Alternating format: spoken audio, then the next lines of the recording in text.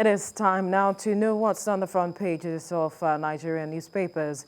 Lawyer and social development advocate Jide Olugun, as well as lawyer and public affairs analyst Tunji Abdulhamid, is here in the studio to help us look through the papers this morning. Good morning, gentlemen. Thank you for joining us on TVC Breakfast. All right, we begin with the Guardian newspaper. Trouble ahead as APC reviews membership nationwide. It's against party constitution, says Oshomole. Oshoba calls for emergency caucus meeting. Fayemi Oyegun Adebayo defend exercise. Akonde speak our mind, says Lagos party chief. Others disagree. Kwara youth alleged exclusion, manipulation of process. Rivers members divided along factional lines. We'll move now to the front page of the Daily Sun. Religious ethnic war imminent, Senate warns. Also raises the alarm on kidnapping. Bandits kill 23, injure 3 in 5 local government areas in Kaduna. We'll move now to the front page of the Punch newspaper. TUC tackles silver as federal government says fuel price pain looms. There is no honor in your statement, Congress lambasts petroleum minister. Increased revenue from crude oil should have multiplier effects, says MAN, as the Manufacturers Association of Nigeria. Federal government punishing Nigerians for its failure to make refineries work, economists. You find that story on the front page of the Punch newspaper. To the News Direct now, NNPC to partner stakeholders for $10 per barrel oil production cost as silver launches upstream cost optimization. That story on the front page of the News Direct. To the Daily Trust now, quit order to herders. Northern governors confirm reprisal threats. Want 36 governors to meet over tension. Intertribal agitations worrisome. Lawan. Gumi tackles Erufai as bandits kill 23 in Kaduna. You find a story on the front page of the Daily Trust. On the front page of the Vanguard now, Labour CSOs kick as federal government plans fresh fuel price hike. Petrol price rising by 8.2% as Bonny Light hits $59.46 per barrel. Be ready to bear pains of higher petrol costs, federal government tells Nigerians. Nigerians can't take another hike, Labour. On the front page of the Nation newspaper now, North's governors declare open grazing outdated. Herdsmen to be educated on ranching. Senate herders farmers conflict dangerous. All right, the last paper we will be looking at now is This Day newspaper. And on the front page, crushed insurgency now. Buhari orders military chiefs. Lists gains of Nigeria-Niger Republic rail link. Directs conclusion of financial plan for Lagos-Calabar rail project. All right, gentlemen, let's look at this story that is on about majorly on 3 papers this morning, talking about the headers the clash, the farmers' headers clash, and talking about the quit notice as well, as it is being touted. And the northern governors are saying that there seems to be a reprisal threat from their states, and they want 36 state governors to meet over the tension. And the Senate is saying that this intertribal agitation is quite worrisome. We're beginning to see some level of conversation coming out of the Senate with regards to this. Now, let's get your reaction to this development, talking about reprisals, and then the Senate saying that this development is quite worrisome. I'm quite impressed that the governors are mobilizing to respond to this, though in a reactional form. Because for long we've been battling with this issue of insecurity. I recall that the first meeting our president attended when he took the authority realm of this country, in the United Nations General Assembly, he went there to talk about corruption, to talk about insecurity, basically. And years down the line, it appears we've even gone worse. And now we are alerting about threats of reprisal. What have we done about the aggression that is now prompting counter reprisal. Because at the time, Nigerians were shouting, rise against this crime. No, don't embark on reprisal attacks. But we all know that self-preservation is the first law of nature. All right. All right, so if it appears that the government is failing to secure the people all over the country, this is no longer a regional issue, then what should the people do? I think this is a big question we should be asking. And right now, the governors have discovered that, I hope so, that the security of one is the security of all. And you can see how our economy has been paralyzed. And every argument we have for condoning insecurity in Nigeria, in quotes, they have not been able to fly. You want to talk about religion. Is religion a problem in the UAE? No. Is religion a problem in Saudi Arabia? No. Is religion a problem in Australia? No. You want to talk about ethnicity. Is ethnicity a problem in Rwanda? No. You want to talk about business. India has about 300 million cows. There are other businesses. So I think this government, whether at the federal level, state level, or local level, should realize that the essence of God creating Nigeria and blessing us so much is for us to prosper. And we have said it, there's a difference between resources and resourcefulness. Absolutely. And I want to anchor my position this morning as I submit that even God himself has released his word, that when the righteous are in authority, the people rejoice. And I am challenging the government, please fulfill your mandate in section 14, subsection 2 of the Nigerian Constitution that says, 99 as amended, that the security and the welfare of the people is the primary purpose of government. And if you fail at the primary level, how do you even move to the secondary level of industrializing the country? So I wish them the best. We have elected them to give us unity, faith, peace, and progress. And I hope they deliver on that, as history is documenting their activities. All right, let me bring it to you now, Tunji Abdulhamid. You will recall that over the week or the weekend, there were reports of the Kaduna State Governor saying that bandits should not be compensated. And some other governors were saying that allow us deal with these issues the way we want to. Do you think that they will be able to sit together? Now, they were talking about the Northwest governors. The Kaduna State Governor was saying that the Northwest governors are the ones not really allowing these issues to be dealt with or tackled head on, if I may paraphrase what he said. Now that the 36 state governors are saying perhaps we should come together and address this issue, do you think that they will be able to make a headway and come to that critical conclusion that we need to do something? Let's put our differences aside. The Northwest governors are just 7 and yet cannot see eye to eye. The 36, will they be able to achieve something? Yeah, they should be able to achieve something if their purpose of coming together is a national interest or state interest. It is only when you don't have that interest that you cannot come together and agree on a position. You see, there is nothing bad in disagreement. There is nothing bad in people having different opinion and having different view. You can bring out your differences, opinion, and then you people look at it and then agree on the more appropriate opinion in that regard. So the issue of not being able to settle together, coming together or discuss together and agree together is to me, it's not impossible. It's possible if they have the interest, if they have the willingness, or if they are, what is their paramount to them is the interest of the people. They will get results. You see, I also want to agree with the governor of Kaduna State that's pampering bandits or whatever name that we call them. Is tantamount to encouraging insecurity. The more you pamper, and the more you pamper bandits or those who commit a crime, the more you encourage people to go more into crime. Because I'm surprised that maybe he's now a changed person, or maybe I'm talking about the governor. Maybe he's now repentant. Okay. Because I remember he said he know how much he pays certain people for them to stop killing. So that is a lot of pampering.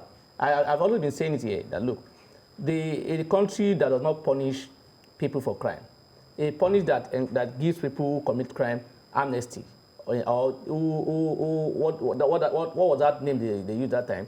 A country that want to say, okay, you have repented, sin no more, yes. And then and people who commit who commit a little crime outside are taken to custody for years, and then those who kill people have been given money. They have been rubbed on their head to say thank you for making us proud. Because that's the way I see it.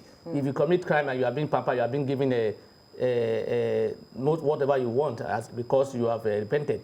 And when those who are victim of your illegal activities are still languishing somewhere, not knowing what to do, and you are still giving them. So not the issue of as long as we don't punish, we will not get a result. And then I want to agree with the governor in that regard again. That look, we should not pamper bandits. We should not. So this should, constitute part of the discussions if they eventually meet the 36 state governors. Yes, we should cultivate the habit of ensuring that, look, people who commit crime are arrested and punished. Not always looking for a way to say, let's talk to them. And I'm surprised that we're talking about bandits, we're talking about banditry, we're talking about insecurity, and we know people who know those who are committing the crime, and nobody's being punished. What are you talking about? Right. Let's get back to you now, Jide Ologun.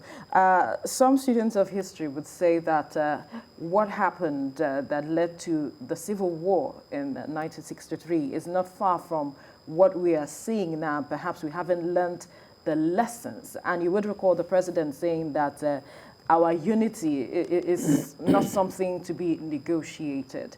When the 36 state governors eventually meet, what should be on the front burner when it comes to these issues? Because there are concerns that this reprisals that we are seeing and all of that, these are drum beats of, things that could, threaten our unity, so to speak. And also that what should the legislature be doing at this time moving forward? The first thing to realize is that if a war breaks out, mainframe war, because there's one going on already now, the insurgency and banditry, everyone is threatened. So where is even the governor? Where are the commissioners? Many of them will flee if they can. And some of them cannot even go to some countries by virtue of the fact that you would have lost your immunity. If something pushes you out of the system that is immunizing you right now, then why can we not be united? I keep asking this question. And this unity, we keep pushing aside that we should not discuss it. Why shouldn't we discuss it? Let's go back to 1953. It reflected in the Kano riot of May 1953, when Chief Enahoro moved the motion in March 1953 that we should, gain our independence from the colonialists.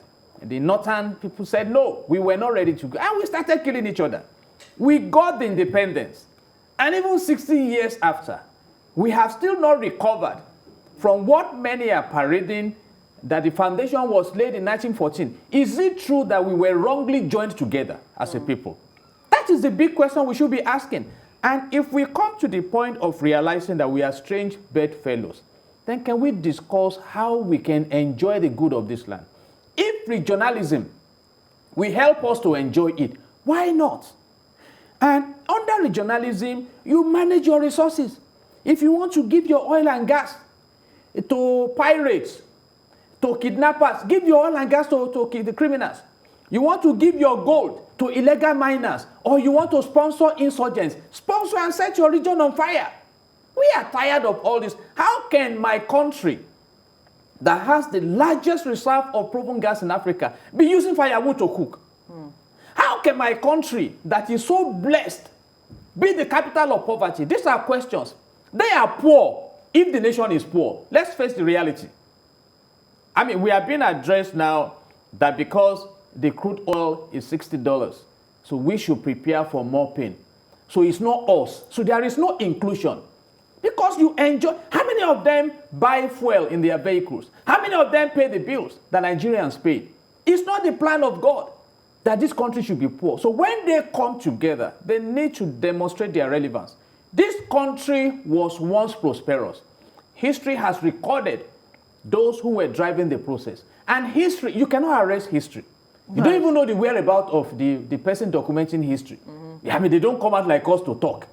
But whether you like it or not, your contribution to the faces of this nation, they have been documented. We have said it. Can these people sit down? What did Paul Kagame do in Rwanda? What did Sheikh Zayed, what did the man do in the UAE? What did Lincoln, there is a book from Third World to First World by Lee Kuan Yew. Read it. If you cannot read it, call your aides, sit down, let them record it into a tape, listen to it. Pragmatic leadership. Why are we killing each other? What have we gained?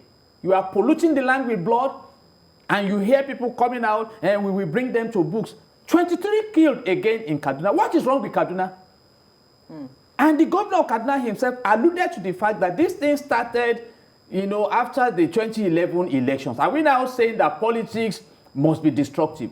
Are we interested in promoting the prosperity of Nigeria or in destroying Nigeria? But let me say this. A wise man said, it's either we coexist or we co-destroy one another. Right. And that is what we don't want. But the elders have a saying, if the heaven is falling down, it's not going to fall down on the head of one person. You may be a governor today. Will you be a governor forever? No. Have we not seen former powerful people kidnapped now? Can Nigerians just please go and Google Nigeria? Those of us who do this research, it's painful. Please just Google Nigeria. You will find questions like, is Nigeria a poor country? And you'll be amazed that right now, in public relations, the image of this country is tied to banditry, to kidnapping, to raping, though it is a country rich in oil and gas. Yes, right. I mean, our leaders need to wake up. All right. And reposition this country to be an expression of prosperity. Has God committed a crime? No. By blessing us so much? So let's have resourceful management of our resources. I have said it in the past. I want to echo it now. The wealth God has deposited in this country, we should not even be working more than 3 days in a week. Right. All right. Honestly. Let's get Tunji Abdulhamid's reaction to what you have said, and also the fact that the northern governors is saying that open grazing is outdated. So perhaps we might be seeing them have that conversation as well, talking about ranching and educating herdsmen about that. Yeah, actually, I agree with them. It's outdated, and then no, I don't expect anybody to on this century to be moving from one place to another in the name of pastoring or carrying cow along. You see, that is the way to go. If you want to afford this farmers clash, the only way is to... Should states take responsibility of this? I don't want... yes and no. Right. Yes, in the sense that it is the responsibility of the state to provide an enabling environment. Enabling environment, providing an avenue or a place where they can use, if they can pay for it, is the responsibility of the government as well. Look, it's a business, it's a private business. So and I expect that anyone who is doing business should be able to get location or a place or office or whatever he wants to use for his businesses. So it should not be the major responsibility of the government to provide the grazing area for them. No, land. The grazing land for them. They can design a particular area and say this is the grazing area, then go and take the responsibility of ensuring that the place is in order, or what you want to do, spend your money and put it in place. So if you want to do a business, if you want to do a business, the government, by providing you the land, so look, go to this area where you can graze. They can now approach the owner of the land, say, look, we want to use this land for grazing. If they agree, they pay and they start using it. That is the way to go. Not that I don't expect that. I will not expect that governments will bear the responsibility of providing the grazing land or even paying for it or do. That means everybody, they have to do that for everybody in his open business. They have to provide an office for me to do my law practice. If that is the responsibility of the government. So because I'm also in Nigeria, and I want to agree with him that I don't believe that Nigeria is a poor country. I don't believe that. What I know is that, look, we have enough resources to sustain us. There's no business in anybody suffering in this country. But we have management problem. We are not managing our resources judiciously and equitably. So the resources are tilted toward one particular set of people, and they are using it to benefit themselves alone. So it's just self-centered interest. That's why we're here. So as far as, because I don't see a country where some people collect 40 million naira per month as salary or allowances or whatever they are collecting as a poor country. So it's a mismanagement of resources. That's what I see it. So I will not believe that Nigeria is poor. We are not poor, and we don't have any business to be poor because we are blessed by God. All right, Tunji Abdulhamid, Jide Ologun, gentlemen, thank you for your time on the newspaper review. God bless Nigeria. Amen.